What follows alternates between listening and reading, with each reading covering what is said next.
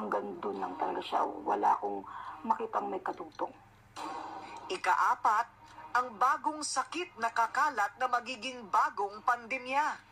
Magkakaroon ulit ng isa pang sakit o pandemya. Kasi pinipilit nila sinasabi sa akin na, Madam, maiugnay natin siya sa virus. Kanat, di siya pwede maiugnay sa virus kasi ano siya bakterya. Yung bakterya na yan, pag pumasok sa katawan natin, halimbawa ako nagkaroon yan, wag naman. Hahawakan mo man ako, i-embrace mo naman ako, hindi ka mahawakan. Yung bakterya na naka-impact lang sa loob ng katawan natin. Alam mo yung tumutubo sa katawan mo kasi laki ng pizza. Pag tinusok mo siya, ang dugo minsan nagkulay itim. Minsan may pagkadilaw. Bira na lang yung may dugo. May gamot naman siya, Miss Corina.